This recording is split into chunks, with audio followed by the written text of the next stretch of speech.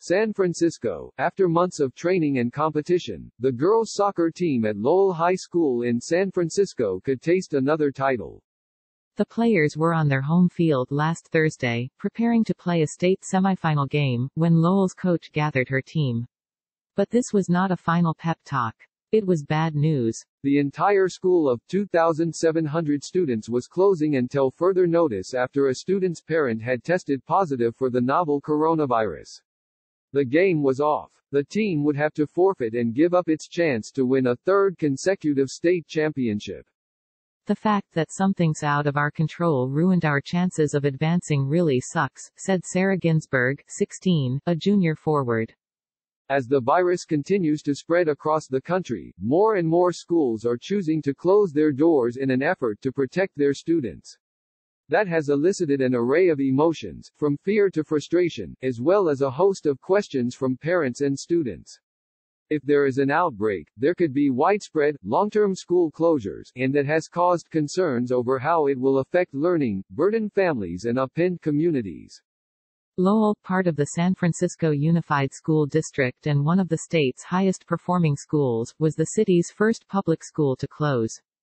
On Saturday, the Elk Grove Unified School District, Northern California's largest, announced it was closing for at least a week after a relative living with multiple students in the district tested positive for the virus. The district has 63,000 students spread across 67 schools in the Sacramento area. In the Seattle area, there have been several short-term school closures for cleaning. But the North Shore School District, after several individual school closures, announced it was closing the entire district for up to 2 weeks. Its more than 23,000 students will convert to online learning in the meantime.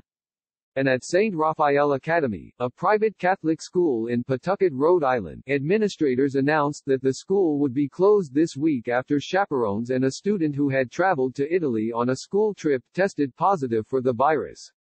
The situation is like a huge snowstorm or a hurricane, in that it requires calm, and it requires people to dig deep and look out for each other, but it's different, said Holly Taylor Kuhlman, 53, whose 2 teenagers at the school will now be switching to virtual learning for the next 2 weeks.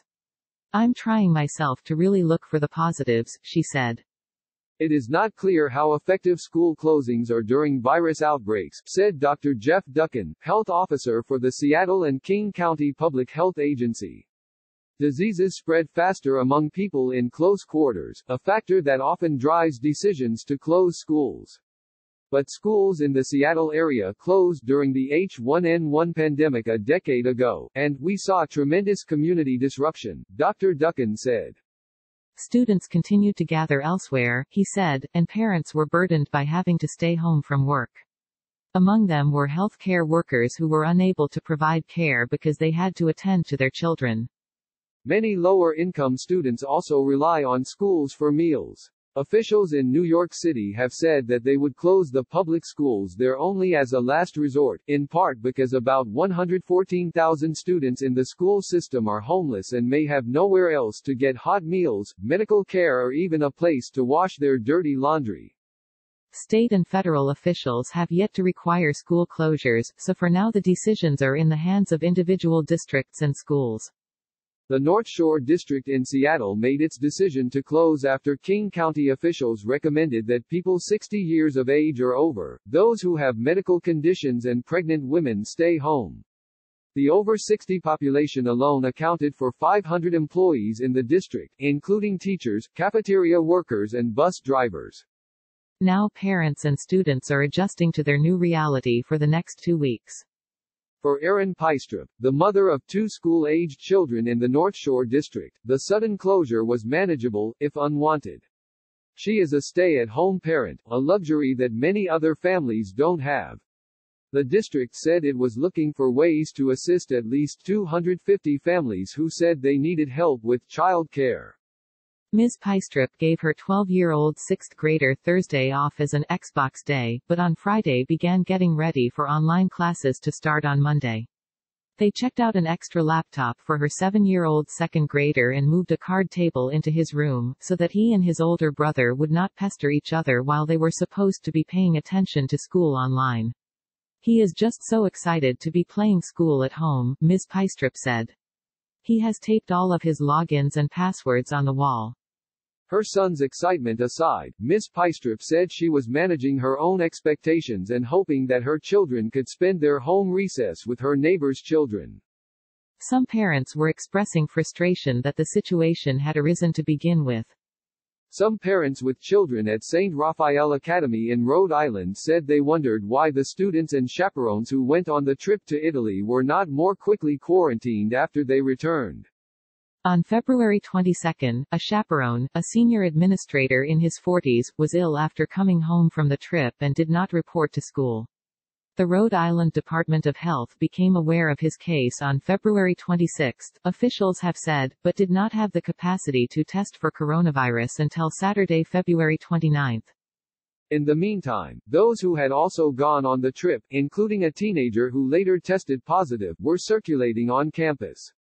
After news of a possible exposure, the group that went on the trip went under self-quarantine, which ended Saturday. A second and larger group which was exposed to those people, representing around 1/4 of the student body, is also under a 2-week self-quarantine.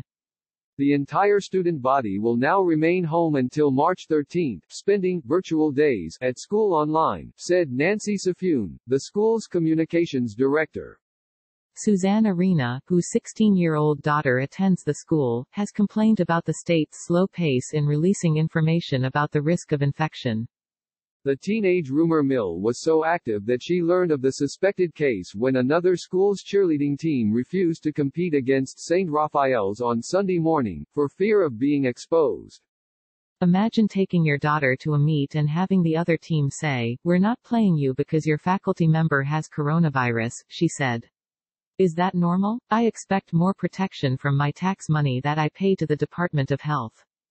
If there was a lag in response in Rhode Island, the opposite might be said for Lowell. At 2:14 p.m. on Thursday, Judy Chanhiga, who has 2 daughters at Lowell and another at a middle school in the district, received a 2-sentence text message from the district: Lowell HS is closing immediately. Phone call and email to follow. It's concerning, but I'm not paranoid about it, she said, adding that as a geriatric nurse, she had been preparing for the coronavirus to hit the wider community. The district has not identified the student whose parent tested positive, unnerving some students, said Kelly Higa, a 17-year-old junior at Lowell and one of Ms. Chanhiga's daughters.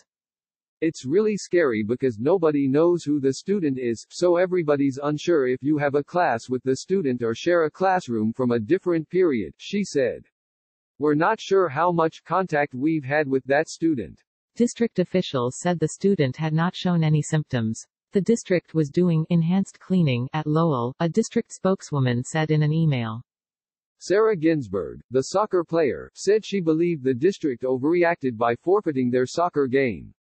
Their opponents from Chico had already been on the field and shared a bathroom with them, she said, so it seemed too late to avoid any exposure. The hysteria can be more detrimental than the virus itself, she said. The disruptions to schools have extended into the community as well, with some families saying they felt ostracized because of their connection to the virus.